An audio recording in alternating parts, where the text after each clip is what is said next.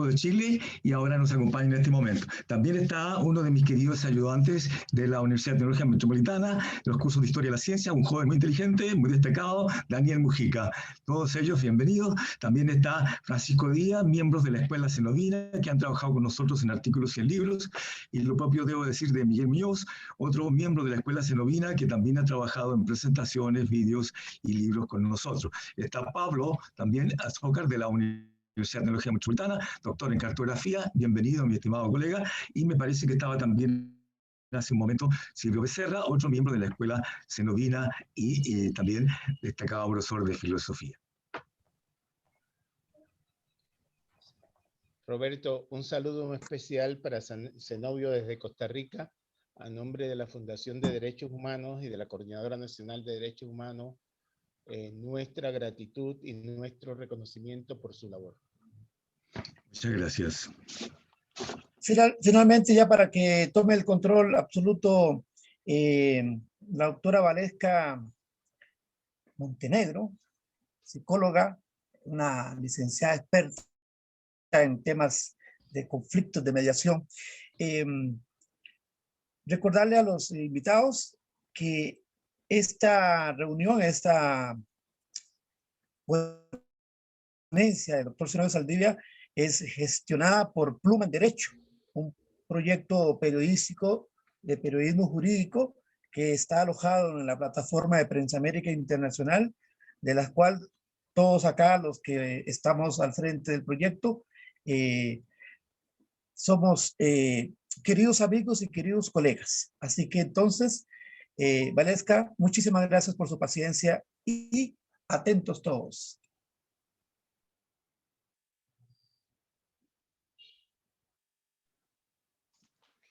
Ya, muy buenas tardes a todos. Vamos a dar inicio al conversatorio Las llamadas redes sociales y su impacto ético y cultural, presentado por el doctor Zenobio Saldívar Maldonado.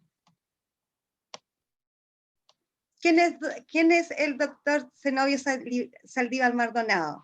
Es profesor de filosofía de la Universidad de Chile, supervisor educacional del Mineduc, magíster en filosofía de las ciencias USACH, y doctor en pensamiento americano con mención en historia de las ciencias USACH Santiago de Chile.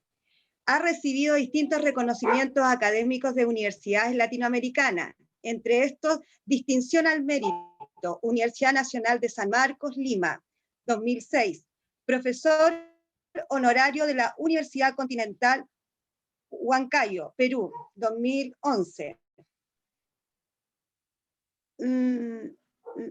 Obtiene el premio Pergamino de Oro Rafael Loret de Mola en Valledupar, Colombia, 2015, por su labor de difusión de temas científicos y como editor de temas culturales. Miembro honorario del Colegio de Psicólogos del Perú, INCA 2019, profesor titular de la Universidad Tecnológica Metropolitana UTEM, Santiago, embajador cultural para América Latina del Instituto Galileo Galilei, Brasil 2020. La cadena periodística Prensa América Internacional ha instituido un premio honorífico con su nombre, Premio Latinoamericano Dr. Zenobio Saldívar, que se viene entregando desde el 2016 en diversos países de América, en 2016 en Costa Rica, 2018 en Ecuador. Cuenta con más de 150 artículos sobre humanidades, historia de las ciencias, educación, filosofía y epistemología, que han aparecido en publicaciones de su país y diversos países de América, Estados Unidos y Europa. A la fecha tiene 22 libros publicados. Entre los últimos se destacan Guillermo Bañados Honorato, un cientista social aconcagüino, en coautoría con Esther Precht, Bravo y Allende, Santiago de Chile, 2016. Una aproximación al desarrollo de las ciencias en Colombia, siglo XIX. Bravo y Allende, editores, Santiago, 2017. Una aproximación al desarrollo de las ciencias de la Tierra en Chile, decimonómico, en coautoría con Patricio Leighton y Francisco Díaz Bravo, y Allende Editorial Santiago 2019.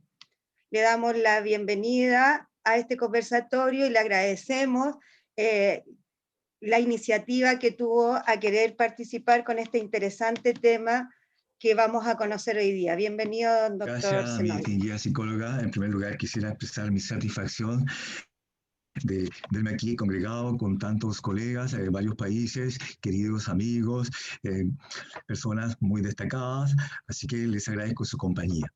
Mi estimado juez Víctor Natera, cuando usted guste, podemos partir con las imágenes y nos quedamos con la primera de la secuencia. Mientras tanto, les comento que el propósito de esta reunión es dilucidar la corrección o incorrección de las denominadas redes sociales, que desde nuestra perspectiva están muy confusas, ambiguas, y no es correcto desde la perspectiva, yo diría, lógica ni filosófica. Eso es el leitmotiv de la reunión y vamos a trabajar sobre ello.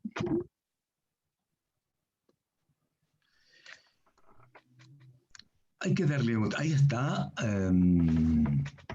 falta la primera de ellas al comienzo.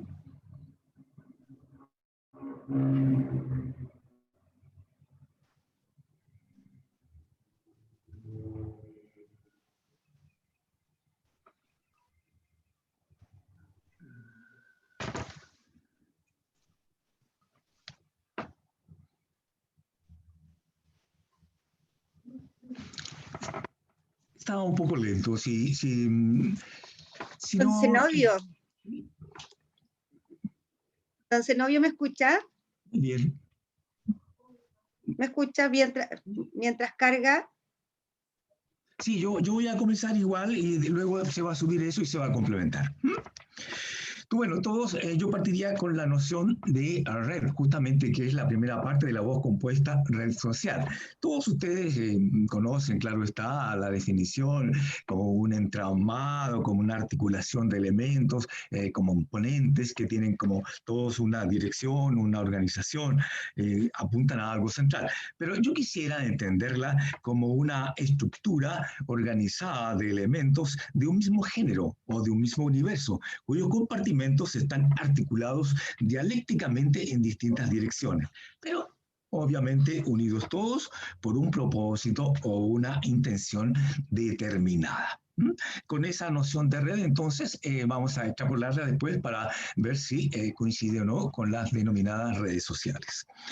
Hay, por supuesto, distintos tipos de redes. Están las redes computacionales, como sistemas integrados de ordenadores, podríamos decir, y programas para atender los requerimientos de funcionarios de una oficina o de varias oficinas en distintas sedes regionales, nacionales o internacionales, conectados con una matriz central, generalmente. Esa podría ser una red computacional. También tenemos las redes neurológicas, como un conjunto de neuronas cerebrales que se articulan entre sí para ejercer la función cerebral, ¿no? Y entonces está compuesta de un cuerpo, un soma, sus dendritas y una acción que conduce justamente el impulso nervioso para llegar a las otras neuronas. Así que desde esa perspectiva podríamos seguir diciendo la cantidad de redes que tenemos. Yo solamente quisiera ilustrar con una más para concentrarnos enseguida en las características de las mismas. Entonces, por ejemplo, una red que a nosotros los académicos nos gusta mucho son las redes de intelectuales, y podemos entender por ello un conjunto de colegas, de académicos, de estudiosos, de investigadores que tienen en común la afinidad por seguir la pista de determinados temas y ver el estado de avance de los mismos, el estado de la cuestión, el estado del arte, y compartir entonces información, conocimientos, eventos, congresos, posibilidades de trabajo juntos, artículos, libros y trabajos de otra naturaleza, siempre colegiados, ¿no? Sí, podemos subir un poquito más para que se lean las definiciones que estábamos trabajando, mi estimado juez don Daniel, Víctor Daniel Nateras. Si la podemos subir un poquito, que es lo que estábamos platicando. Eso es. Otro poquito para que nos quedemos en las redes, en la computacional. Esa podríamos retomarla, si les parece a ustedes. Ahí está, yo ya dejémosla ahí en esa imagen. Les recuerdo lo que habíamos comentado para articularnos con ella, que lo habíamos entendido como un sistema integrado de ordenadores que tienen una matriz central y están disponibles para atender y guardar información, el funcionamiento de una oficina, de entidades, organismos, ya sea regionales, nacionales o internacionales. Es para ilustrar nada más. Otra red es la de los intelectuales, que viene a continuación. Había que subir un poquito y ahí aparece, gracias. Otro poquito más. Esa es la red neurológica, que ya también la habíamos comentado, como un conjunto de neuronas cerebrales, ¿no?, que van a llevar el impulso nervioso para el ejercicio y la propiedad de la función cerebral, ¿no? Ahí se ven los cuerpos, la cosa central, en la parte amarilla, de donde sale la luz, la energía, y ese sería el soma. Después están las dendritas, que serían las expresiones rosadas o rojas, y conectan con como el rayo de luz, por aquí, por decirlo así, pero donde va a llevar el impulso nervioso para conectarse con las otras neuronas. Es muy parecido a un sistema de computación, pero de la naturaleza, no artificial por nosotros, ¿no? De la naturaleza, en este caso, del ser humano. Bueno, y avancemos un poquito. Eso es hacia arriba, para que veamos la de redes intelectuales, que me parece donde estamos. Eso es. Gracias, mi estimado académico, juez, señor Víctor Natera. Aquí están las redes de intelectuales, que, como les dije, es una de las que más nos place a nosotros, puesto que nos permite ponernos en contacto con los colegas de otras universidades y centros de estudio del mundo. Esto, yo solamente quisiera recordar que para nosotros ahora es como una gran conquista. Sin embargo, las redes intelectuales ya existían, pero sin esa denominación desde el siglo XVIII. Linneo, por ejemplo, el taxonomista más destacado de ese periodo, que dejó su modelo taxonómico para clasificar especímenes tanto de la flora como de la fauna, tenía una cantidad de colegas intelectuales, ayudantes, amigos en distintas partes del mundo. Por eso es que cuando uno a veces se encuentra los nombres científicos de algunos especímenes, de algunos elementos biológicos, mamíferos, qué sé yo, o cualquier otro ser vivo, aparece LIN, que es la abreviatura de Linneo, que ya es curioso. Él es uno de los primeros que la clasificó, y uno diría, pero no puede estar en todo el mundo. Desde luego no, pero se apoyaba en las redes intelectuales, que en ese tiempo, por supuesto, funcionaban por vía epistolar. Podemos avanzar un poquito. Bueno, entonces, la cuestión es que estamos llegando a las redes sociales. Ahí nos damos cuenta que todas las redes que hemos mencionado tienen una interacción recíproca entre las partes o los componentes y el todo, ¿no? Y también están propensas, yo diría, a la posibilidad de evolucionar, de crecer, de avanzar. De manera que si incluso de buscar un cierto equilibrio, ¿no? De manera que si un componente, una parte de una red tiene una deficiencia, el resto como que permite que continúe todo el sistema sin que se caiga. Hay puntos neurálgicos seguramente con los cuales la red definitivamente cae, pero está estructurada, planificada, pensada con el propósito de que las partes no alteren en lo posible a la totalidad, y que sea fácil de componer, por así decirlo, o reparar en su momento, y que cada una vaya absorbiendo más información para traspasarla a las matrices centrales. Bueno, efectivamente, estas características que hemos mencionado para las tres redes que usamos como ilustración, efectivamente hay que reconocer que también se dan en las mal llamadas redes sociales. Están para tener una interacción recíproca entre las partes, qué sé yo, por ejemplo, si estamos en un Skype con otro Skype, y así sucesivamente, pueden haber varias personas trabajando, conectando, dialogando, ¿no? Y está también la posibilidad de que ellas tengan un avance, un incremento, un desarrollo evolutivo. Y cada vez, en esta misma plataforma que nosotros estamos visualizando y trabajando ahora en el Zoom, cada vez tiene nuevos agregados, que para subir documentos, que screen, que es la pantalla, que para ver la cantidad de personas, y cada vez se van corrigiendo y evolucionando aspectos, de manera que esa es como una de las notas relevantes de todas las redes, incluida en este caso la red social. Ahora, si nosotros vemos las redes sociales, que es el leitmotiv de la cuestión, vemos que están en un mundo, en un universo que es el marco social. Por eso es bastante obvio, podríamos decir, puesto que las redes sociovirtuales que ustedes ven ahí en pantalla, como YouTube, Facebook, LinkedIn, Twitter, qué sé yo, Skype y tantas otras, hay solamente algunas ahí como referencia, y cada vez van a ir apareciendo más, que era la característica que nosotros mencionábamos también, y que pueden estar interactuando entre ellas. Pero yo quiero que nos concentremos en dónde están. Están en un marco social, o sea, es una creación cultural tecnológica, pero no está aislada de la totalidad de la praxis social, está inserta allí. Eso en ese sentido, es bueno que lo tengamos presente para la crítica que le vamos a hacer a esta voz compuesta. Si podemos avanzar la última que tenemos y después ya dejaríamos tranquilo a nuestro distinguido juez que ha sido tan amable, porque viene la última y después vamos a seguir solitos. Pasemos a la última. Avancemos hacia arriba, mi estimado colega, una más hacia arriba. ¿Esa? Habría que subirla.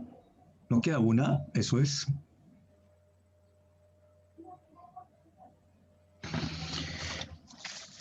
Habría que subirla un poquito hacia arriba para que veamos la última y es la cuarta. Si pudiéramos subirla entonces, se lo agradecería. Es una conferencia con Chile.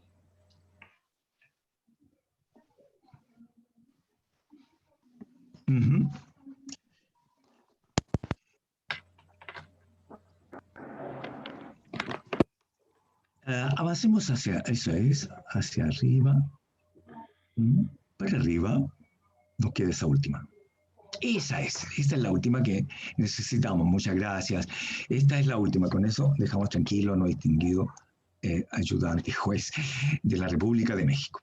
Fíjense ustedes entonces ahora cómo ha cambiado el esquema, puesto que ahora estamos en un marco en que se realizan las redes junto a otras entidades y a otras instituciones.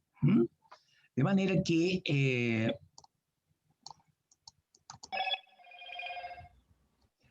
que no son solamente estos elementos que habíamos hablado, las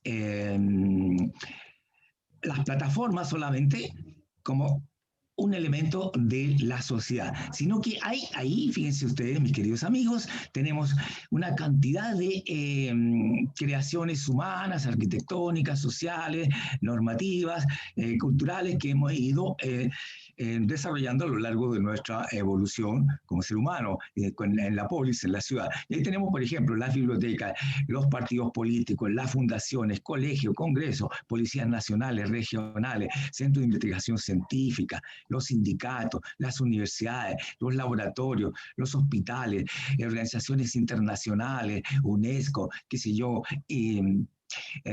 religiosas, y también podríamos decir comunidades indígenas que ni siquiera tienen el Internet. Entonces, desde esa perspectiva, ahora tenemos que entender que las redes sociales tienen una, yo diría, definición demasiado ambiciosa. Redes sociales, cuando se habla en cualquier medio de comunicación y en la actualidad, es una expresión que alude a una plataforma que conectan personas, como la que ustedes han visto allí, por Internet, a distintos lugares del mundo, por supuesto. Pero su comprensión es, yo diría que la comprensión del concepto, en este caso, nos indica que está participando y que está subsumiendo a otro universo, que es todo lo que está en los alrededores de las plataformas que ustedes vieron ahí en el centro. Está también, entonces, al decir redes sociales, pero si social también es todo lo que está por los bordes, de lo que está en los márgenes. Por lo tanto, queda claro que esta voz de redes sociales se ha apoderado, ha depredado a todas las expresiones que están en el marco social, ¿no? Y se ha confundido, entonces no habría una manera de diferenciar redes sociales de infraestructura, redes sociales que no son con plataformas de internet, puesto que la voz redes sociales se está usando como si fuera solo esa que tiene la posibilidad de una conexión con internet. Por lo tanto, desde nuestra perspectiva lógica y filosófica, creemos que esta noción que está muy de moda de las redes sociales es una noción muy amplia que en su conjunto semático y de alcance físico y ontológico se apodera también de otras entidades que no son las que por su definición de plataforma debieran estar, ¿no? Entonces hay una depredación que absorbe otros elementos de la construcción social. Yo en este marco, por lo tanto, creo que si bien es cierto, es una creación social, tecnológica y tiene que estar dentro del marco social, pero absorbe, depreda a todas las otras entidades y se apodera entonces por la definición, por su larga y amplia extensión que denotaría, ¿no?, al trabajar la parte de la voz, por ejemplo, compuesta social, ¿no? Entonces, nuestra perspectiva, mirado desde el punto de vista lógico y filosófico, epistemológico, deberían llamarse redes sociovirtuales, porque entonces así queda claramente acotado de que estas plataformas son uno de los elementos importantes, amplios, vastos de todo lo que hay en el marco social, pero no son todos, son la parte de que se puede llevar dentro de estos elementos de la sociedad a la virtualidad. Dicho de una manera muy sencilla, tal vez la analogía que quisiera compartirle es un poco infantil, pero me podría dar resultado. Es como si yo quisiera tipificar a, qué sé yo, a los leones y a los jaguares como animales de pradera. Naturalmente, animales de pradera me queda demasiado extenso, ¿no? Puesto que hay también roedores, mamíferos, gacelas, qué sé yo, venados, elefantes, etcétera, etcétera, por poner un nombre. De manera que es una situación parecida a la que está pasando con la denominación redes sociales. Se apodera de otros elementos del universo social, ¿no? Por su extensión, ¿no?, por su connotación, por su extensión. Bueno, eso en cuanto a la parte lógica, semántica del asunto, y ahora me gustaría pasar ahora ya me gustaría pasar a los alcances de tipo más bien ético y cultural, ¿no? De tipo cultural, por ejemplo. Y desde ese punto de vista, claro está, todo el mundo entiende que al hacer una separación, o sea, de qué manera las redes, mal llamadas redes sociales, y que ahora nosotros vamos a entender como redes socioculturales, tienen una implicancia cultural. Desde ese punto de vista, hay que entender que no es solamente una implicancia cultural, sí, lo es, pero además lo que quiero decir es que está compenetrado con una implicancia ética, pero que se dan juntas, se dan unidas. En este sentido, no quiero decir que haya que cortar el impacto de las redes sociales para lo referente a cultura o para lo referente a ética. No, porque se dan al unísono en la práctica cotidiana del hombre en su rutina, en su quehacer, en su profesión, en la interacción social. Es ahí donde se acontecen los dos fenómenos éticos y también culturales. Si entendemos por cultura, por ejemplo, todo lo que el hombre ha creado, todo lo que el ser humano ha creado, y que sea distinto o que no esté de suyo en la naturaleza, entonces obviamente que las redes sociovirtuales son una expresión científico-tecnológica que el hombre ha articulado y son parte de una expresión nueva de cultura que rápidamente nos está como motivando a seguirla, a entrar cada día con mucha más fuerza, ¿no? Pero yo diría que entre las características de estas redes sociovirtuales y su impacto cultural es que uno puede encontrar datos, informes y trozos pequeños de conocimientos hasta el infinito. Hay noticias falsas, hay noticias verdaderas, hay bailes, expresiones, trozos de música, en fin, tienen de todo en porciones, ¿no? Pero hay algo que va de partida chocando con la ética. Por ejemplo, detengamos un momento en las noticias falsas. ¿Cuánto daño le hacemos a una comunidad, a un hospital, a un laboratorio, cuando nosotros tergiversamos una situación, una noticia, para un propósito que puede ser personal, de destacarse, un propósito mediático o un propósito político, ¿no? De muchas veces va por ese lado. De manera que estos elementos, queda claro que nos ofrecen muchos datos, muchas informaciones, pero no hay certeza de que todo eso sea verdadero. No tenemos la certeza absoluta, ¿no? Eso es lo que quiero destacar. También es cierto que hay divulgación y difusión de conocimiento disciplinario de las ciencias. Eso sí, es un mare magnum de cosas. Pero ojo, no hay mucha secuencia clara. No está bien definido el contexto en que esos conocimientos se presentan. Y tampoco está muy rigurosamente planteado las referencias de esos trozos que nos están ofreciendo. Yo diría que la otra nota que es importante tener presente en estas redes sociales es la temática de la inmediatez. Todo lo que necesitemos está ahí. Los jóvenes lo tienen muy claro. Todo es instantáneo. Se entrega el dato, la fuente, sin una claridad, como les dije, un contexto, sin la precisión del contexto y sin la rigurosidad de la fuente. Y los jóvenes y las personas en general, en la actualidad, no quieren perder tiempo, así que pegan un poco de acá, un poco de allá, leen un poquito, un trozo, y dan por terminado su trabajo, ¿no? o su articulación teórica. No hay una profundización mayor. Claro, los especialistas lo encuentran, por supuesto, pero estamos hablando aquí para el grueso del público que tiene acceso, el ciudadano medio, por decirlo de alguna manera. Es que el ser humano contemporáneo que entra a estas redes no tiene tiempo, porque está justamente en estas redes sociales virtuales. Por ejemplo, en Facebook tiene 700 amigos, 800 amigos y cosas por el estilo. Entonces, tiene que atenderlos. Tiene muchas otras actividades, además de su profesión, de sus estudios. De manera que todo es muy rápido. Por lo demás, en estas mismas redes, tiene que estar muy atento a los distintos compartimentos y porciones de la pantalla, porque van apareciendo elementos nuevos y emergentes. Entonces, yo diría que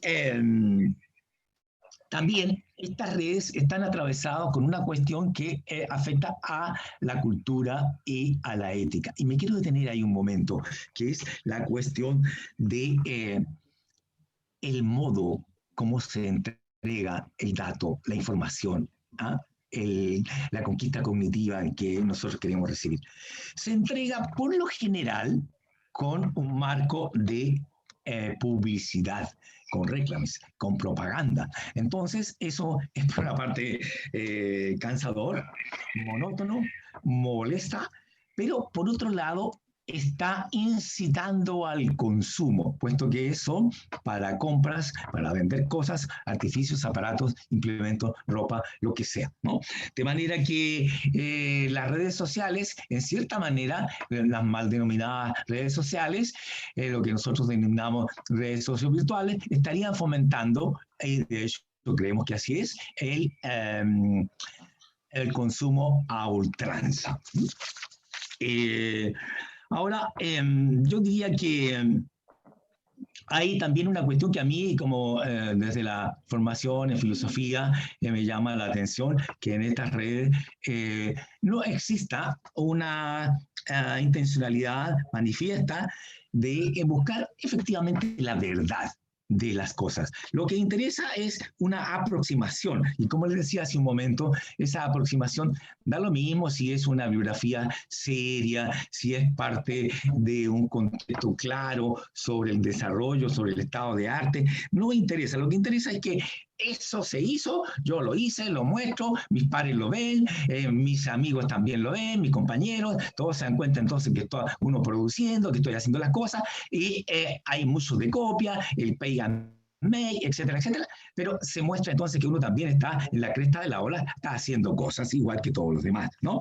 Esto es para ganar aceptación social para ya sea un profesional, un estudiante o un colega, ¿no? No hay una instancia que nos permita desarrollar el espíritu crítico. ¿Cuánto de correcto tiene esto?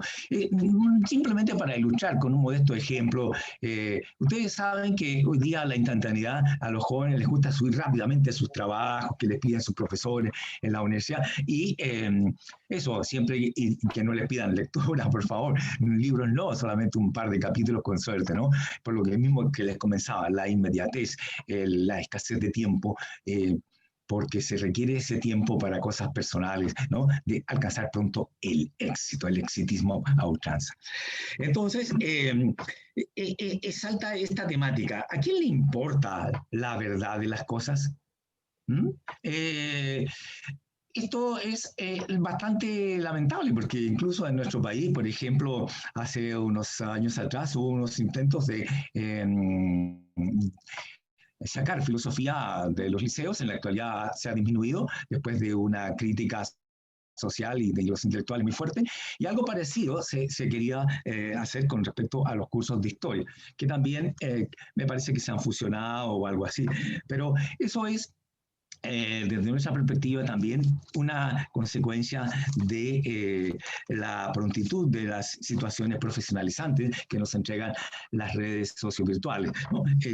Y esto trae aparejado una temática ética muy gruesa, muy profunda, que es, yo diría, entender o inducir al ser humano a algo así como un humanoide que robóticamente busca el dinero y el consumo, y más las cosas prácticas utilitaristas que una racionalidad segura, clara, o verdades y cosas por el estilo. Hay una deshumanización, por lo tanto, desde nuestra perspectiva, que se presenta mediante el marco de las redes sociovirtuales.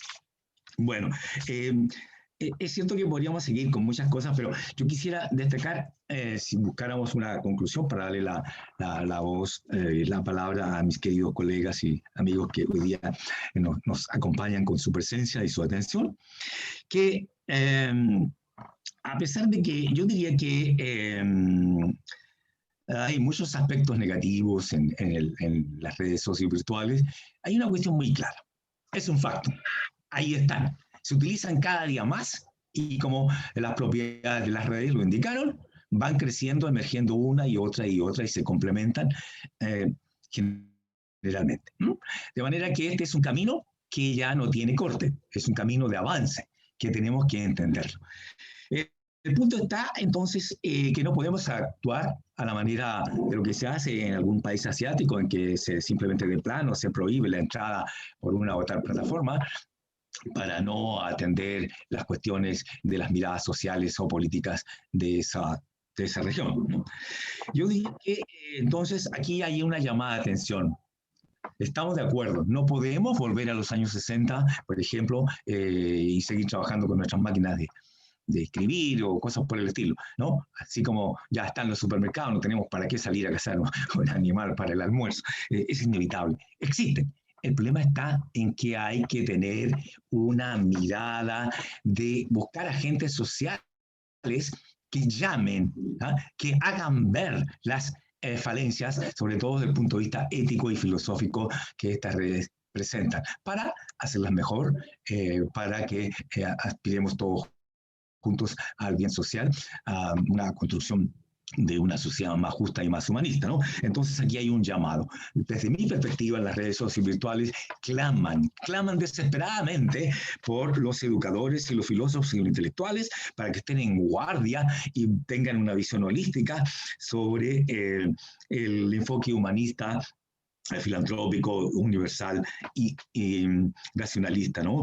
Centrada en un amplio criterio de considerar al ser humano en su totalidad y en el desarrollo de su espíritu crítico, que no sea avasallado simplemente por las cosas prácticas del consumo y de los datos sueltos. Yo diría que entonces esta es nuestra llamada a los filósofos, a los pensadores, para que tengan mecanismos o encuentren los mecanismos necesarios para cautelar las humanidades, para cautelar los valores positivos, la filantropía y la justicia, por ejemplo, entre otros, el desarrollo del sistema educacional. Yo diría que también entonces aquí nos queda claro que las redes sociovirtuales no son el fin de estos momentos, de estos tiempos de pandemia, ni de los que podamos superar. No son el fin, son solamente medios para tener más pronto, más instantáneamente los requerimientos cognitivos que nosotros necesitamos. Pero eso no basta, porque el ser humano es algo más que un hombre, un homo cognitivus, no, que también es un homo sapiens. Entonces necesitamos que articulemos todos estos elementos de conocimientos para alcanzar la sabiduría, no perderla, sino que dejarla como un sol o un crisol para que podamos tenerla presente, que de eso también se nutre el ser humano. Yo dejaría esto hasta acá para escuchar los aportes y comentarios de mis distinguidos colegas. Gracias, mi estimado señor juez Natera, por la gentileza que tuvo de pasar esas minutas.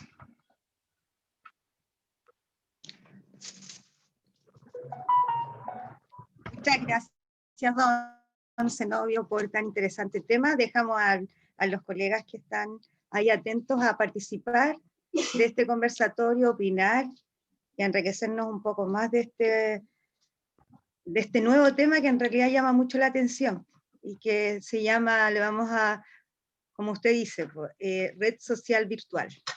Eso sí, gracias, Valeta.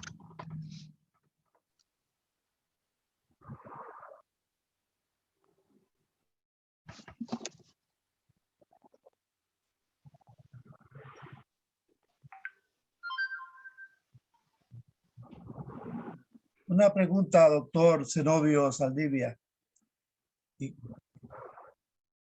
Más allá del saber y entender el concepto de las redes sociovirtuales, de las que usted nos habla, que son las mismas que conocemos como redes sociales, ¿cuáles son los peligros intrínsecos que se pueden llevar si no logramos distinguir la realidad de la Matrix, por así decirlo, en cuanto a comprender qué tan favorables o peligrosas pueden ser esos descuidos que podamos tener nosotros como partícipes de este gran nuevo milenio?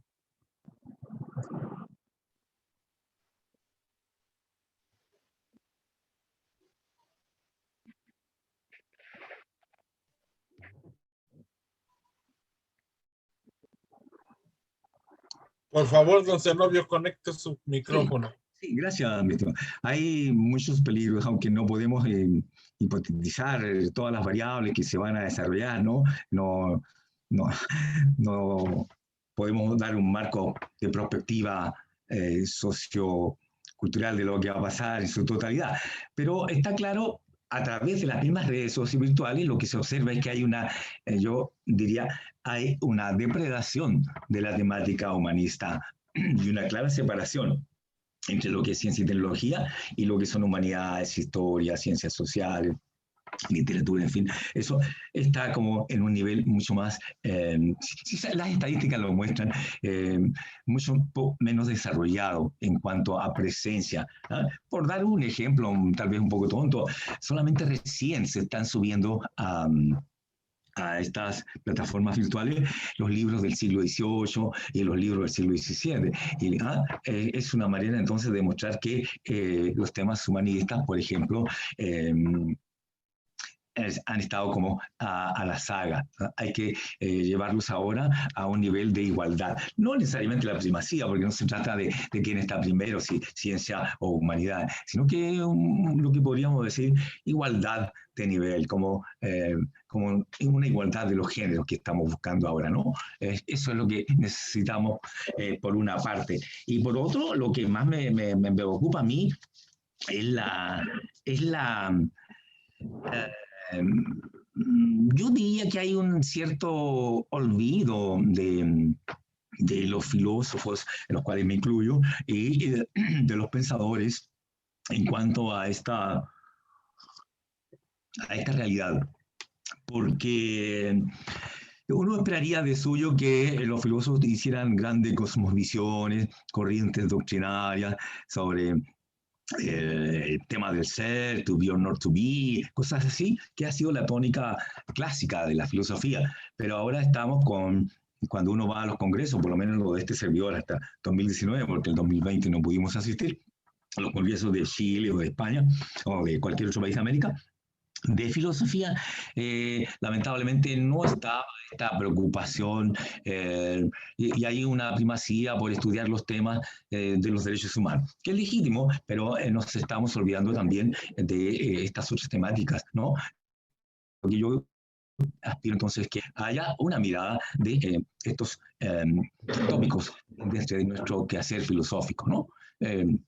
Bueno, Roberto y mis queridos alumnos también lo saben, hay un olvido de la filosofía. Por ejemplo, a propósito justamente de los conceptos, yo diría que lo que ya mencionaba Wittgenstein en sus tratados de lógico-filosóficos, que decía que la tarea de la filosofía es analizar los conceptos, porque cuando los conceptos no se analizan debidamente, entonces el pensamiento queda desvirtuado y se pierde lo esencial. Se diluye efectivamente el tema ontológico que se quiere tocar. Y muestras de eso, estos pequeños olvidos, no sé si serán pequeños, de la filosofía o de los pensadores, está algo parecido con la voz época contemporánea, ¿no? Época contemporánea, que lo hemos conversado en otras ocasiones. De acuerdo, pero ¿y hasta cuándo? ¿Y por qué? O sea, ahí hay una falencia también, algún día lo podemos ver en otra charla. Entonces, queda claro que nosotros tenemos que abordar también el manejo de los conceptos. Por lo menos es tarea que uno esperaría que los filósofos y los intelectuales la asumieran, ¿no? Para mostrar luces al resto de la intelectualidad.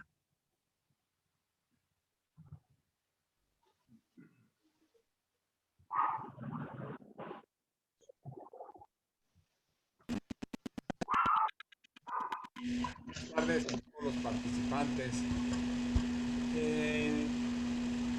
Una pregunta. ¿Las redes sociales tienen algún impacto en las personas que van a solicitar trabajo a cualquier empresa, a cualquier institución, antes de llamarlos para una entrevista?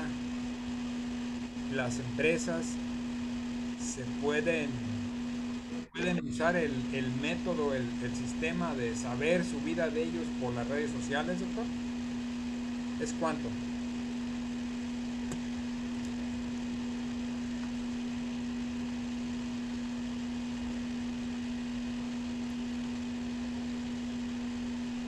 Entonces, no Micrófono, por favor, micrófono.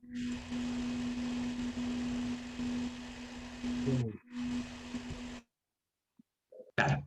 Yo decía que habría que tener un poco de la especificidad del empresario, pero ellos tienen sus perfiles. Entonces, las personas que busquen, se me ocurre a mí, las personas que busquen trabajo en un determinado campo laboral, si no tienen el perfil que a ellos les interesa, que puede ser facilidades de comunicación, manejo, qué sé yo, de computadores, ordenadores, plataformas, desempeño en plataformas, cosas así, obviamente que van quedando rezagados, ¿no? Eso, ahora, si además de eso, como usted dice, hay una pesquisa, yo creo que eso no es tanto del mundo empresarial, se me ocurre a mí, dentro de mi ignorancia, sino más bien del mundo de temáticas como organismos internacionales, tipo, no sé, Capitolio, qué sé yo, y cosas así, ¿no? Donde hay, para seguir si hay énfasis violentistas o fanáticos, ¿eh? Pero yo creo que en el mundo empresarial se me ocurre que no tienen personas especializadas para andar buscando lo que ha visto, lo que ha hecho la persona. Se me ocurre, no hay certeza tampoco, ¿eh? Eso.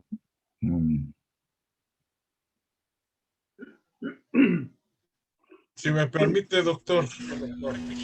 Perdón. Primero agradecer la invitación que me hiciera llegar don Víctor Nateros. Gracias, Víctor. Y tener esta oportunidad es grandioso. Las redes sociales, como muchas otras cosas que tenemos en la actualidad, nos muestran lo obsoleto que estamos en todo esto. Y entonces, esto es apenas el inicio, como usted bien decía, de una nueva era.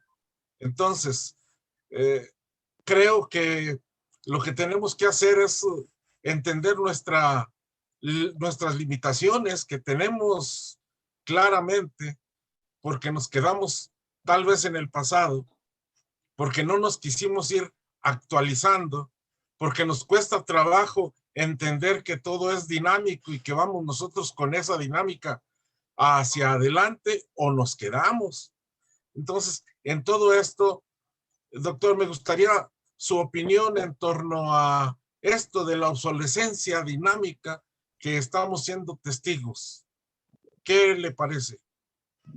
Sí, en realidad es, yo diría, muy cierto lo que usted está señalando, mi estimado colega, porque al parecer la sociedad se está moviendo para el desarrollo muy fuerte de la inteligencia artificial.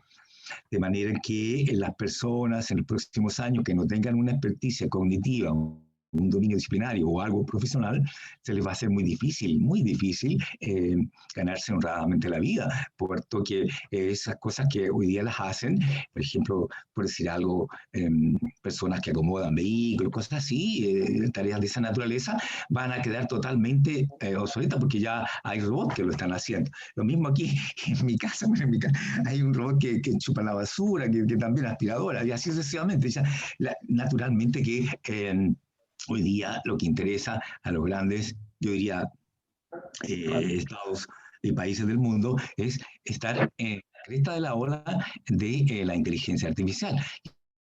Y eso tiene un costo muy, muy alto, que es social, y de social va a pasar a político seguramente, como casi todas las cosas. Gracias. Buenas tardes, doctor Zenobio. ¿Cómo se escucha? Muy bien. Perfecto. Decidirse es un tema tan rico. Me llamó mucho la atención la diferenciación que hace entre redes sociales, las mal llamadas redes sociales, ¿cierto? Como usted dice, y las redes sociovirtuales. Una temática muy interesante que abre las puertas a una investigación y a una interesante discusión. En relación con lo mismo me surgen varias preguntas. Voy a partir con la primera. Considerando la actual pandemia del coronavirus, ¿es la virtualidad en las relaciones humanas un factum que llegó para quedarse? Sí, ya comprendo la pregunta, mi estimado Silvio, querido colega de filosofía. La verdad es que en este momento la virtualidad es como el eje de las acciones de tanto del gobierno, de la educación, de las instancias empresariales, como decía el colega recién, de manera que está cubriendo todos los elementos del orden tecnológico imperante en este momento, ¿no? La virtualidad, para trámites, cosas, registro civil, por decir algo, en fin, para cosas médicas, cada vez se requiere más apoyo de la virtualidad, de los componentes que estas plataformas puedan darnos, por supuesto, de los datos que hablamos, del dato duro, de la información. Así que, por supuesto que marca un hito y un punto de inflexión, ya no podemos volver atrás, como dijimos hace un momento, a otras décadas. Es una realidad que tenemos que asumir. Vivir juntos, pero no atrapados por la virtualidad, porque no es lo único que nosotros hemos desarrollado. Gracias.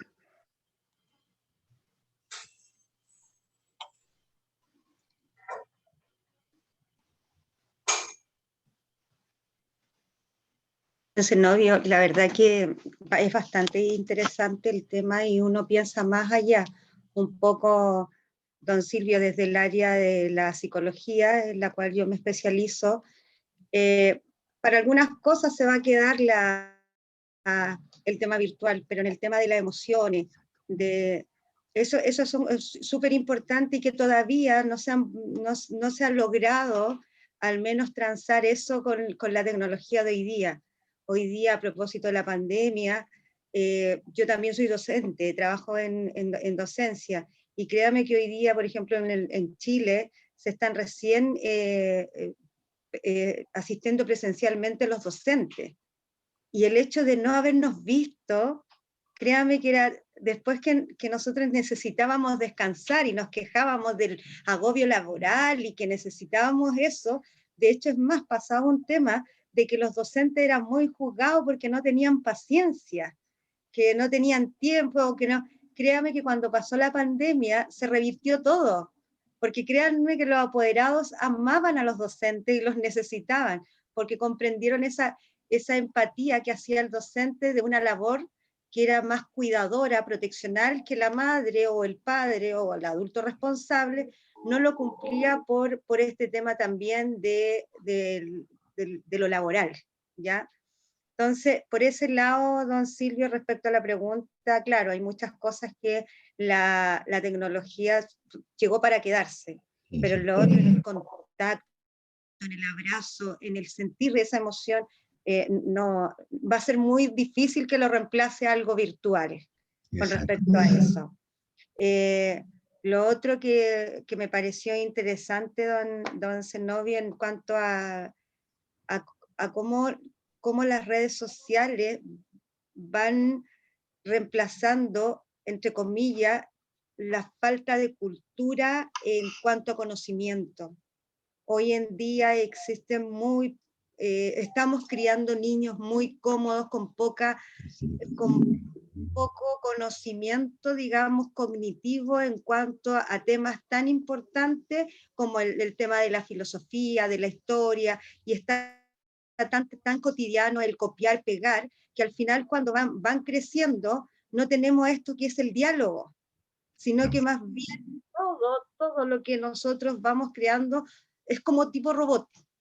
Nos responden lo justo y necesario. ¿Y por qué no hay? ¿Por qué se responde lo justo y necesario? Porque hay una pobreza de vocabulario, una pobreza de conocimiento, una pobreza de todo. Entonces, estamos creando niños mecanizados, con una pobreza increíble en cuanto a conocimiento. Yo de verdad en eso me pareció bastante interesante, creo que es algo que debemos darle una vuelta, yo creo que todos, tanto familias, adultos responsables, tanto sociedad, todo. Así que yo de verdad, don Zenobio, esto es para mí un tema que, como nos pasó el otro día, igual es un tema que uno tiene que estar en boga conversando. Generalmente yo la red social la di como algo instaurado en mí.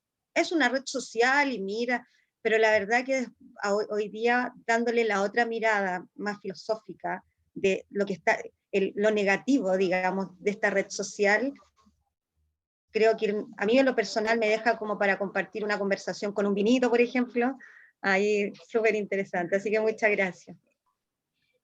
Gracias a usted, mi estimada psicóloga Valesca Montenegro. Siguiendo la línea de lo que acaba de decir doña Valesca,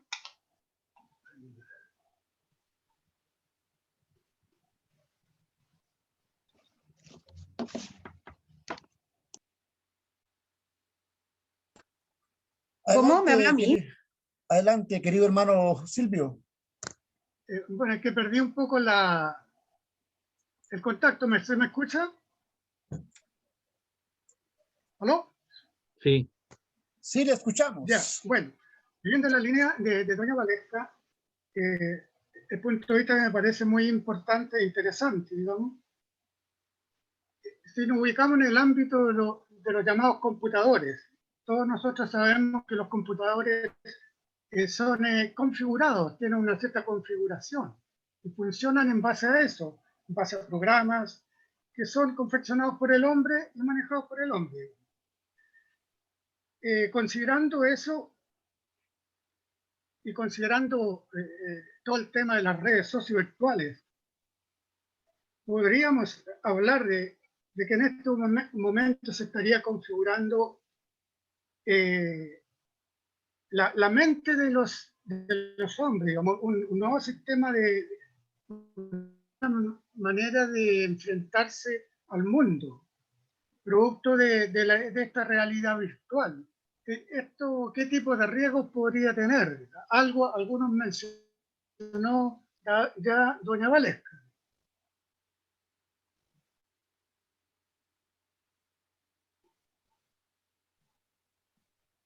Muchas gracias, Silvio. ¿Valesca? Si quiere la contesto yo, como usted, o Valesca. Bien.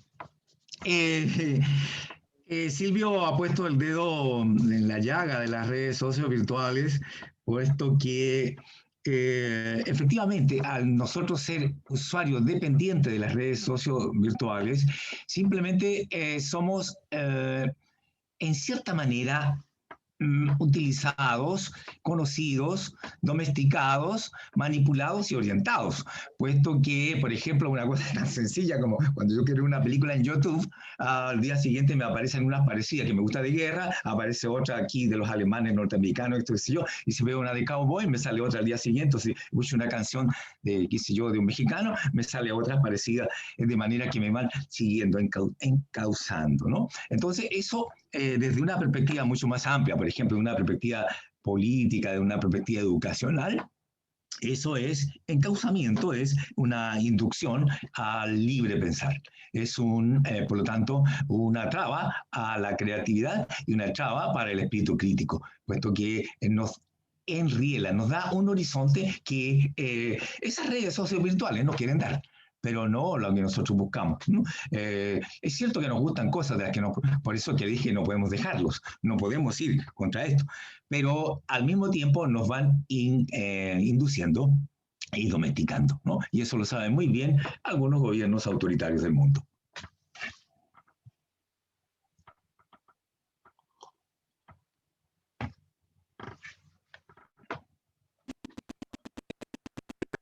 Él pide el uso de la palabra. Tiene la mano levantada.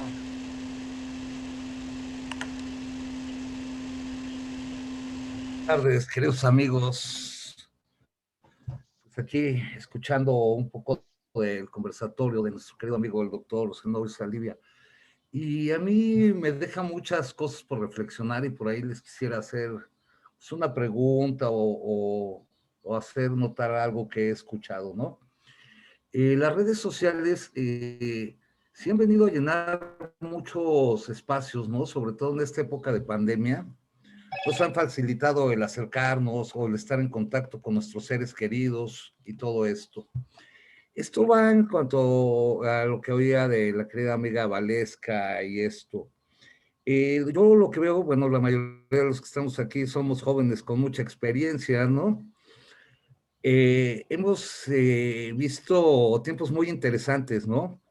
de aquí nuestro querido amigo Víctor recordará cuando nosotros que nos dedicamos a la abogacía, cuando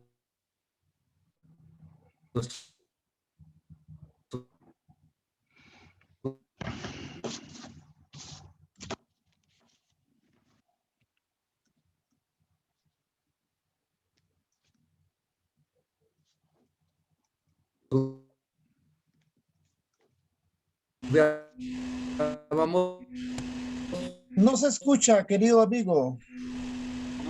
pues arrastrábamos el lápiz, ¿no? Nos mandaban a copiar ¿no? Como lo hacemos en nuestra época. El acceso al conocimiento muchas veces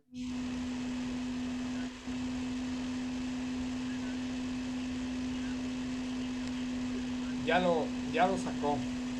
Sí. Una pregunta más, doctor Zenobio. Las redes sociales, el impacto en la niñez, en la juventud, ¿qué tanto ha mermado la convivencia con la familia? Hoy en día vemos hasta alguna publicidad donde están sentados en una mesa de algún restaurante y cada quien con su celular en la mano. ¿Qué tanto ha afectado? ¿Es cuánto? Gracias. Bueno, yo creo que la mayoría de los que estamos aquí entendemos que el impacto de las redes sociovirtuales en los niños y en los jóvenes es riesgoso, es muy peligroso. Tiene cosas positivas como, por ejemplo, para acercarnos en estos momentos de pandemia a la educación, para que nos manden tareas, para que los papás miren que están haciendo cosas. Todos muchos aspectos positivos, porque eso no hay que perderlo nunca de vista. Pero también tiene muchos riesgos. Para empezar, en la naturaleza humana, Valesca lo sabe muy bien, está la necesidad de emular, ¿no? Y los niños, si le muestran héroes en las pantallas que se corren el riesgo, lo imitan y pueden, por ejemplo, por así decirlo, creerse Superman y no será la primera vez que pasa un accidente de esta naturaleza, ¿no? Por otro lado, al estar solos, desarrollando actividades cognitivas y metacognitivas, él solo, yo creo que primero desarrolla una gran destreza manual. De hecho, es cosa de verlo, como mueven los deditos y buscan todas las teclas, y en la misma pantalla ven todas las sinuosidades, los puntos, las rayas, las láminas, las cuadraturas, los rectángulos, qué sé yo, y van entrando a la perfección, ¿no? Para eso no es un problema. Pero quedan expuestos a los problemas éticos, o sea, a la falta ética de muchas personas que los utilizan, se hacen pasar por jóvenes, por niños de determinadas edades y como no está muy claro el control parental ahí, pues tenemos delincuentes, niños lamentablemente que después son violados, cosas que no quisiera ni pensar, ¿no? De manera que hay mucho riesgo, pero eso es un riesgo social y un riesgo también cultural. El que a mí me preocupa desde la perspectiva filosófica y psicológica es la posibilidad de ser algo así como exagerando, ¿no? Exagerando. En las próximas generaciones, si esto continuara, tenemos un peligro de caer en algo así como un solicismo, de arreglárnosla solo, vivir solo hacia adentro, también eso es muy peligroso, ¿no? Porque necesitamos, como decía la señorita Valesca Montenegro, necesitamos mostrar que el ser humano es, además de un ente cognitivo, un ente racional, es también un ente biológico, ¿no? y social. Así que como ente biológico necesitamos el contacto físico positivo. Y eso era mucho más fuerte, claro, en el siglo XIX, en el Chile decimonónico, en cualquier país del mundo del siglo XIX, había la familia extensa, hasta los abuelos, los tíos, qué sé yo, niños, nietos. De manera que ahí se interactuaba mucho, ¿no?, en las rutinas de la casa. Hoy día, como ya lo dijimos, por el afán pronto de alcanzar el éxito, tenemos familias muy reducidas, lo máximo con suerte 4, 2 padres y 2 hijos en el mayor de los casos, y muy pronto los jovencitos, si no han tenido una formación valórica constructiva, que busque un balance entre lo que tiene que externalizar y lo que tiene que internalizar el niño, entonces corremos este riesgo de que se nos aleje y se quede el niño en soledad. Con respecto a eso, yo quería aportar también desde una mirada. Hace poco compartí un artículo en un diario donde escribe don Roberto, donde yo hablaba sobre cómo había afectado la adolescencia en pandemia. Y la verdad que es algo que por ejemplo, nosotros no nos preocupamos, porque en realidad nos preocupa la sociedad en sí, no nosotros, sino que la sociedad, ¿de quién se preocupó? Por ejemplo, en temas de pandemia, fueron de los adultos mayores, ya que eran los más afectados, y los niños, pero o los adultos, pero de los adolescentes nadie hablaba. Entonces yo me acuerdo en el título que puse que era la edad oculta más, que estaba más afectada. ¿Por qué? Porque hay un tema que justo en la edad de la adolescencia está todo lo que están las hormonas, digamos, revolucionadas. Entonces, y en ese momento, en esa etapa justo, es donde el niño tiene un interés no por el núcleo interno, sino el núcleo externo, que es sociabilizar. Y dentro de esta sociabilización no existía en la pandemia porque estaban encerrados. Y mucho más aún, lo más peligroso eran que estaban conteniendo emociones mucho más fuertes por el tema de la sexualidad. Imagínense, y cuando hablo de esa sexualidad es del coqueteo, del cerrar de ojos, ese dolor de guatita, que a pesar que los tiempos han cambiado, esas emociones no pasan desapercibidos, no pasan de moda. Entonces, eso fue, al yo revisar este extracto, me di cuenta, y esto nació todo porque los niños, las familias preguntaban, ¿por qué están tan callados? ¿Por qué pasan en el computador? ¿Por qué pasan echados? Es que no están todo el día sentados. Y era una cosa como que tenían que verlos mover, pero era una forma de ellos también tratar de adaptarse a una situación donde ellos se vieron bastante vulnerados, porque había una sociedad que no se preocupó de, por último, juntar a los jóvenes en un lugar para poder sociabilizar. Entonces, ahora la preocupación como profesional es cómo va a ser esa sociabilización, entendiendo que ya tienen 2 años más, y se saltaron 2 años de un enriquecer, coquetear, o vivir esa sexualidad. ¿Cómo va a ser cuando se enfrenten, digamos, ya más adultos a recién relacionarse? Entonces, por ahí también era un poco compartir mi experiencia, un poco lo que decía, preguntaba don Víctor, y un poco lo que decía don Zenobio. O sea, eso es fundamental. De que va a dejar secuelas la pandemia, va a dejar. Y nos está invitando, yo creo. Claro. No sé si se me escucha, si puedo hacer algún comentario, parece que tenía el micrófono abierto, no sé si anteriormente.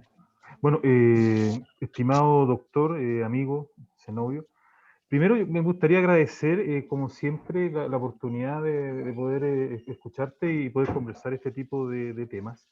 Yo creo que efectivamente en cuanto a la actitud crítica, ¿cierto?, o el ejercicio del pensamiento crítico, el diagnóstico que se hace, ¿cierto?, acerca de lo que sucede en redes sociales, para mi juicio es absolutamente transversal, ¿ya?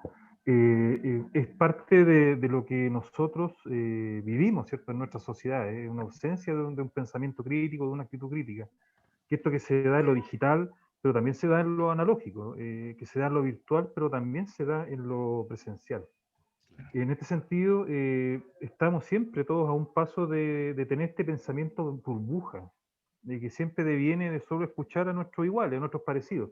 Ahí, por cierto, Valesca nos podría decir mucho acerca de las interacciones sociales, de cómo nosotros nos acercamos siempre a los que son semejantes a los nuestros. O sea, en los grupos sociales ponemos los mismos estudiantes, ¿cierto?, desconocidos, y nos acercamos a quienes reconocemos como parecidos, como semejantes.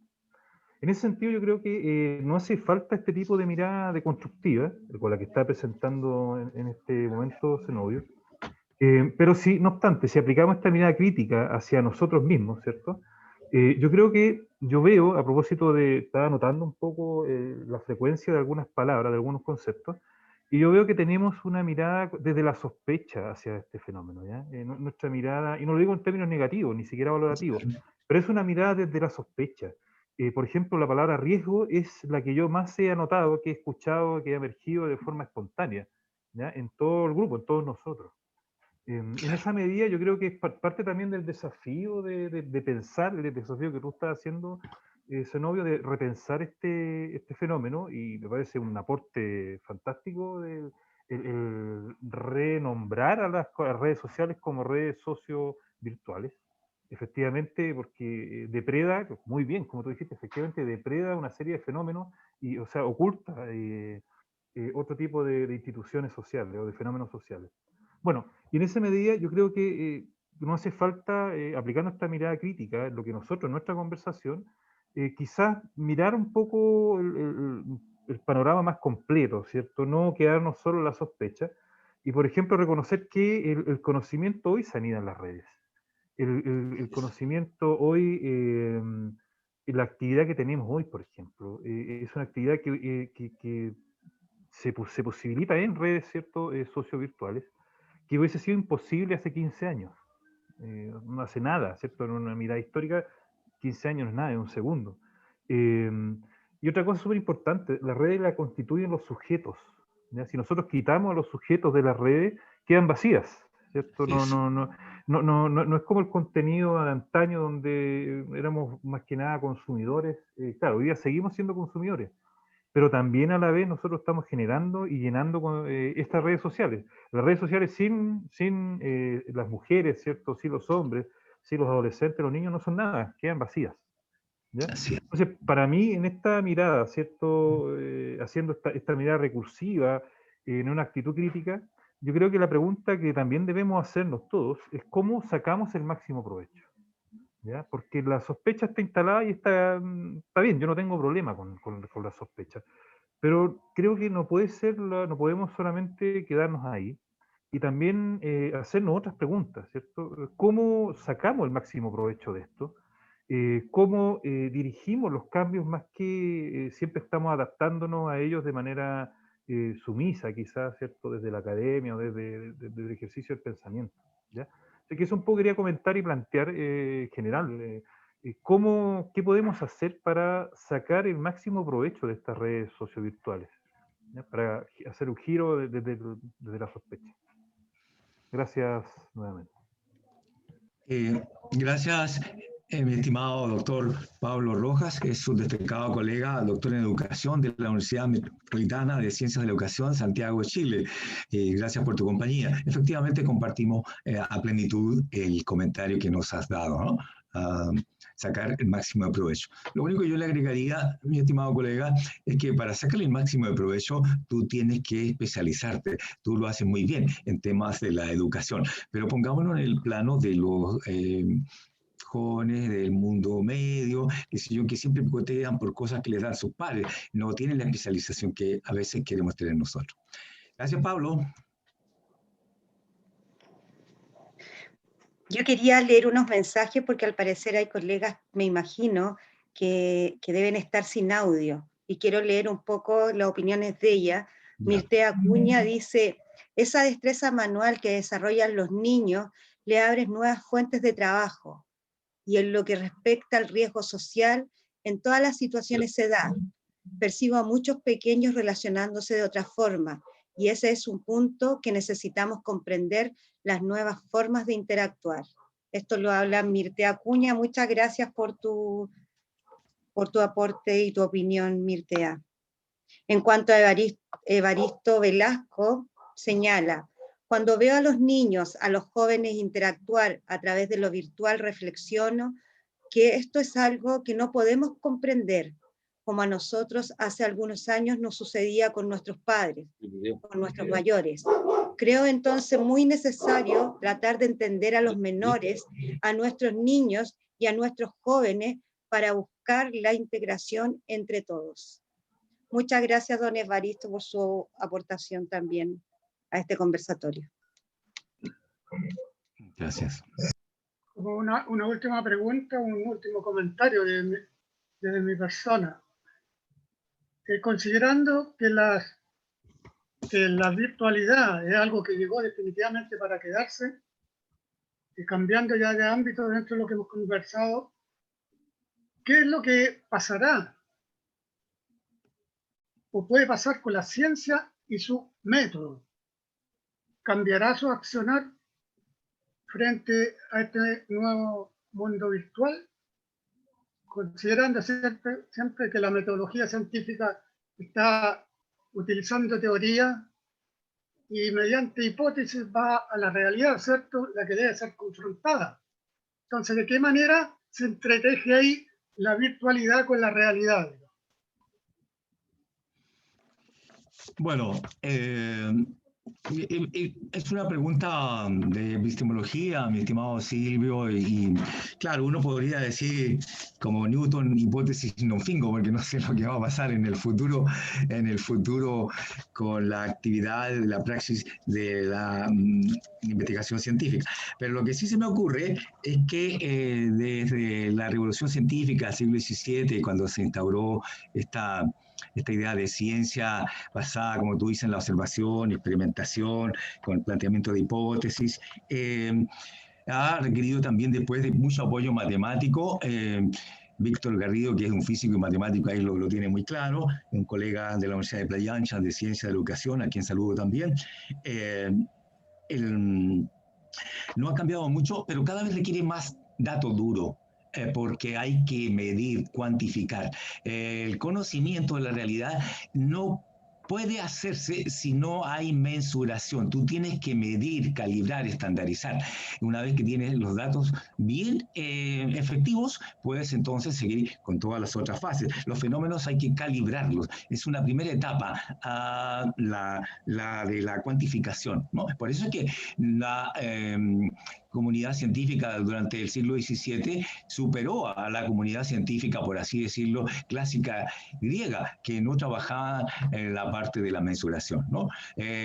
Aquí llegamos a un nivel en que se requiere también mucho dato, y en ese sentido, aquí las redes sociovirtuales, más que un enemigo, van a ser su compañera, porque les van a presentar los datos de las estadísticas, de todo lo que necesitan a la prontitud. Cuanto más pronto, mejor. ¿Sí? Ellos se van a usar mucho esto, las estadísticas que necesitan, porque hoy día la metodología requiere mucha información previa para tablas y para los datos que van a tener que utilizar en la búsqueda de la explicitación de los observables o de los hechos del mundo. Quiero hacer un alcance con respecto a un comentario que hizo Mirtea recién y se une un poco al comentario que habló Pablo recién a esto de la transversalidad. A mí me dio mucho sentido y lo sentí gracioso. Dice Mirtea que si no hubiese existido la pandemia, nosotros no estaríamos en este conversatorio. Así que tiene toda la razón Mirtea.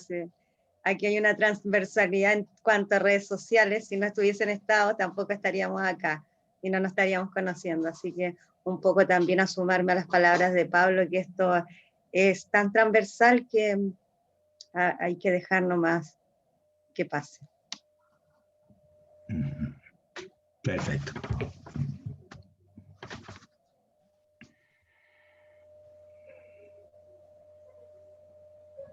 ¿Estaríamos, Valesca? Sí, leer unas palabras de agradecimiento por... no alcanzo a leer León, no sé, se agradece al doctor Zenobio Saldívar por la interesante presentación y las opiniones y conversatorio generado. Saludo de Pablo Azócar. Felipe, agradecer al profesor Saldivia por sus reflexiones en este tema tan interesante. Y eso sería, habían otros más adelante, pero a medida que se han ido,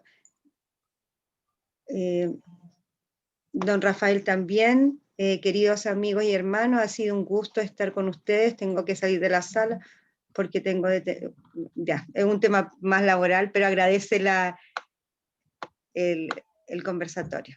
Eso. Así que damos por finalizado el conversatorio. Agradecer a No todavía. ¿Por qué? Ah, perdón. Ya. Para las gracias, dice, para dar las gracias. No, me habían invitado el querido hermano Daniel. Buenas tardes nuevamente. Un comentario de cierre. Quiero saludar muy especialmente a mi gran amigo Pablo Silva Núñez, que nos está sintonizando, está aquí en el grupo desde Valparaíso, Chile.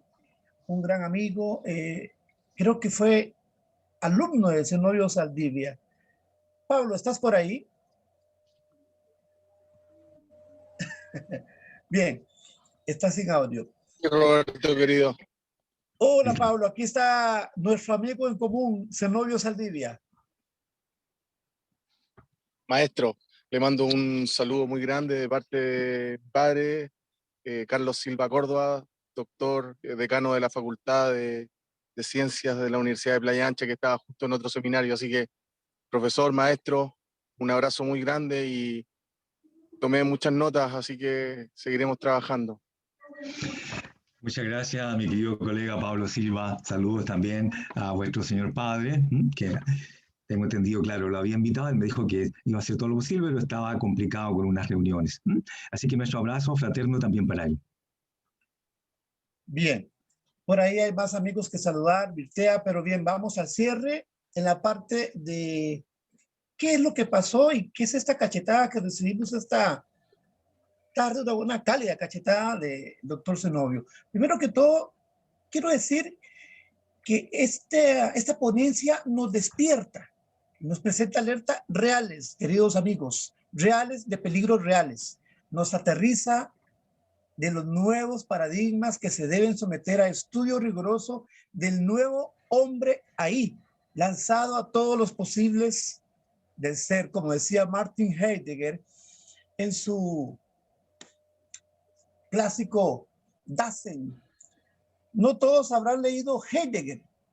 Brevemente, lo que decía Heidegger es que entre el Dasein o el hombre arrojado por la vida, por el destino, hacia todas sus posibilidades desde que nace, empieza a crecer y a sobrevivir, él los dividía en dos partes.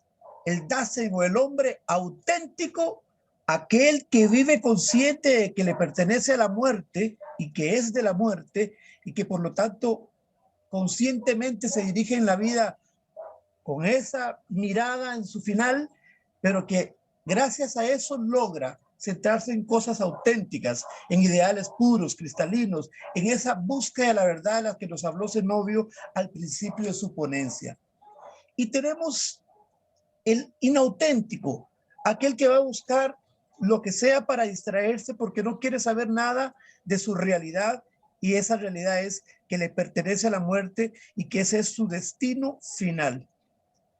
Dentro de esos paradigmas que los que nos ha gustado aprender de ustedes los filósofos, se basa la vida que conocíamos nosotros antes de este boom del internet, porque ahora ya los chicos nacen en lo inauténtico, ya nacen totalmente en el maelstrom, tragados, insertos, instalados en una membrana mundial que, como se decía por ahí, nos dicta hasta qué pensar. Qué triste y qué rabia entrar a Facebook y que te pregunte qué estás pensando. Esa es la pregunta de la inteligencia artificial, para que tú te entregues de alguna manera en lo más íntimo que es tu pensamiento. Bien, encontramos a un Zenobio que busca la verdad.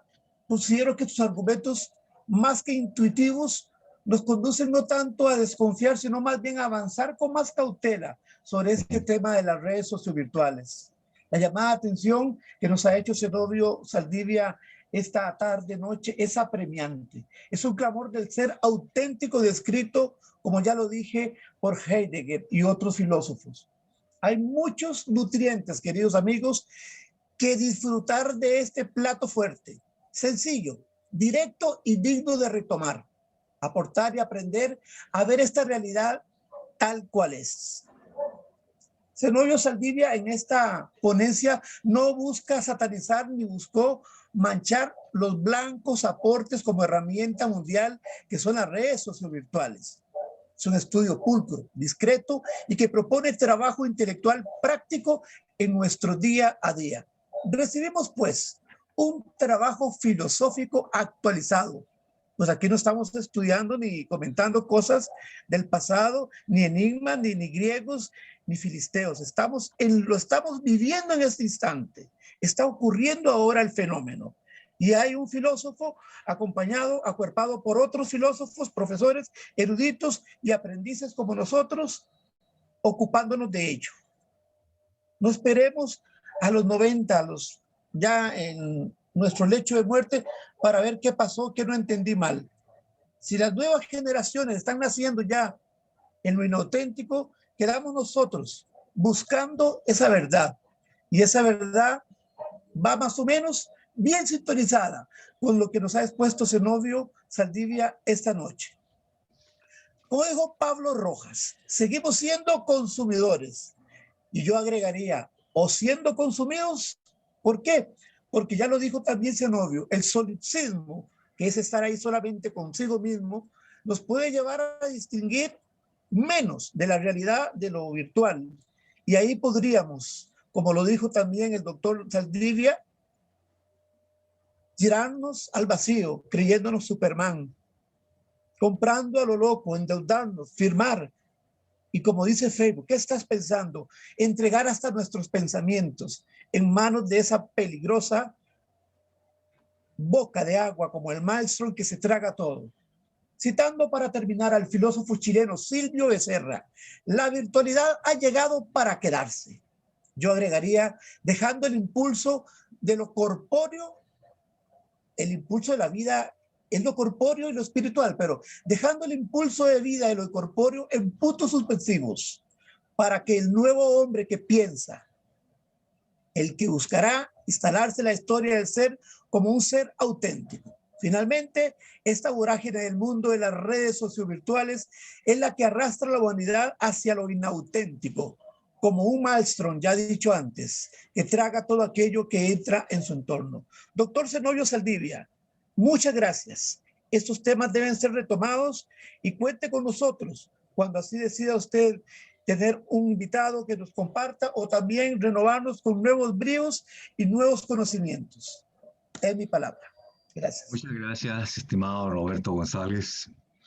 A mí también me gustaría, si me permite, Valesca, agradecer a mis amigos, mis colegas. Esta es una reunión bastante internacional. Tenemos colegas aquí, Óscar Guaranga, doctor en educación de la Universidad Nacional Mayor de San Marcos de Lima, Víctor Garrido, maestro también, magíster de la Universidad de Playa Ancha de Ciencia de la Educación, Santiago de Chile, Silvio Becerra, también profesor de filosofía de la Universidad de Chile, Pablo Rojas, ya lo mencioné, de la Universidad Metropolitana de Ciencia de la Educación, Felipe Caro, también un magíster en ciencia política y coautor también de un nuevo libro sobre la ciencia de los jesuitas en América, que tuve la suerte de trabajar con él. Y veo también a mi querida colega de México, Mirte Acuña, y también esa es de la Universidad de Colima, me parece, mi distinguida colega Mirte Acuña. Y está mi apreciado amigo, colaborador, doctor en cartografía, Pablo Azoka, ya lo dije, de la Universidad de Tecnología Metropolitana, donde compartimos labores. Ahí nos vemos eventualmente. Mi querido hermano, gran amigo, Gabriel Palma, gracias por tu tiempo, tu compañía. Es un honor tenerlos a todos ustedes acá, ¿no? Y a los que ya se han retirado, incluso también a mi querido ayudante, que se fue hace un momento. ese joven de Historia de las Ciencias, en unos cursos avanzados, en fin.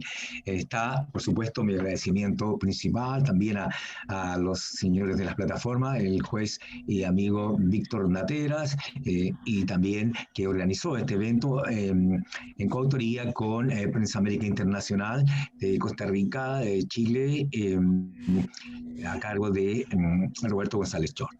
A todos ustedes, entonces un abrazo cariñoso de Chile, gracias por vuestra compañía, que estén muy bien, un abrazo y que los dioses los cuiden.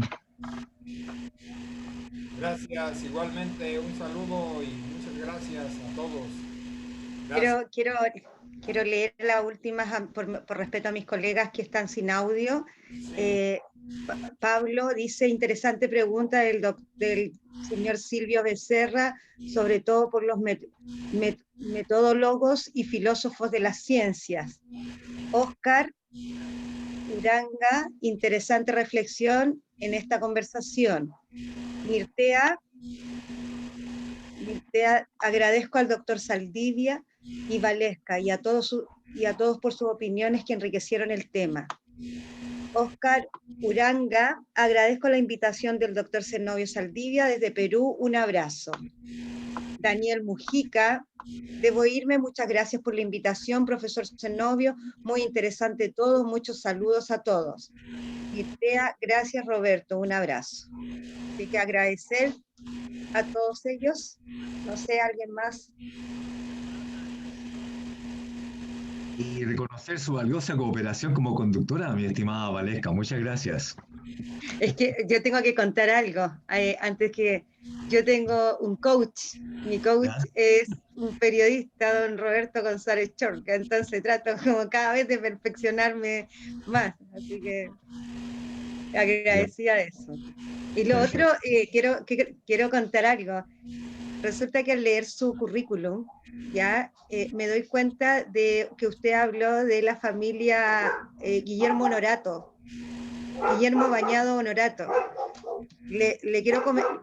Justo hay ruido acústico. Le quiero comentar que yo trabajo en la escuela Guillermo Honorato, donde vive la familia Guillermo Honorato en Santa María, en Tocornal. Y justo usted habló de Aconcagua, entonces yo dije, qué gran coincidencia al escuchar eso.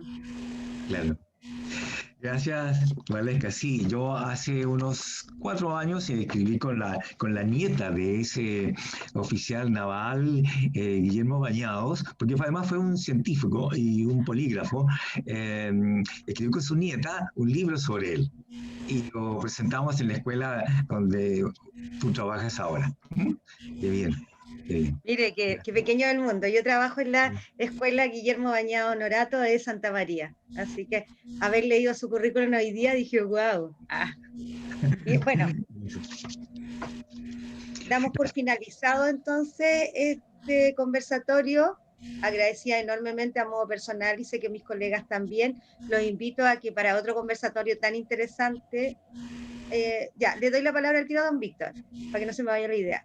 Tratar de que tengamos audio todos, por el hecho de que a veces, como se lee, yo creo que las opiniones al escucharlas son mucho más importantes y de mucho más aportación.